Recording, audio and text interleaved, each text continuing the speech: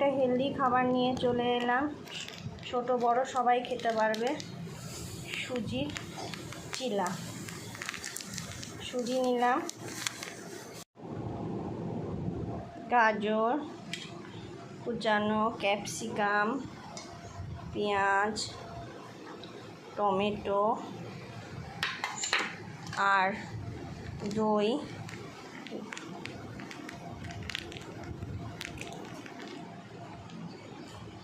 একটু জল দিয়ে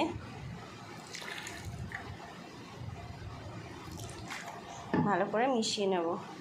ভালো করে জলে মিশিয়ে নিয়েছি। এবার পরিমাণ মতো নুন দিয়ে ভালো করে মিশিয়ে আধা ঘন্টা ঢাকা দিয়ে রেখে দেব।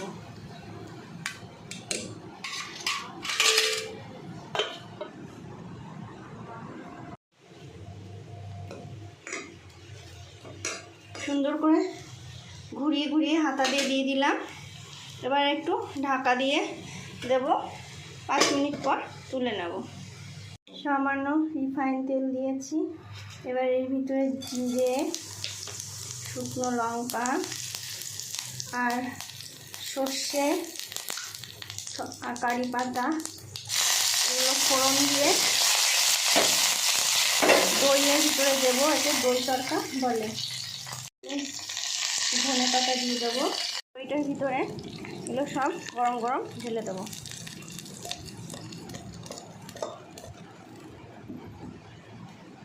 দই তড়কাটা এই সুজির চিলা দিয়ে খেতে দারুণ লাগে।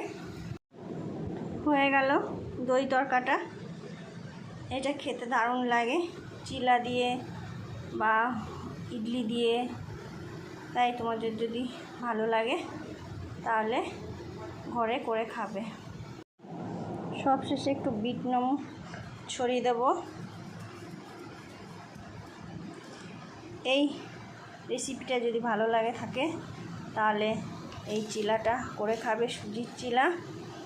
আর এই দই তড়কাটা যদি ভালো লাগে তাহলে লাইক করবে, কমেন্টে জানাবে কেমন হয়েছে আর শেয়ার করে দেবে।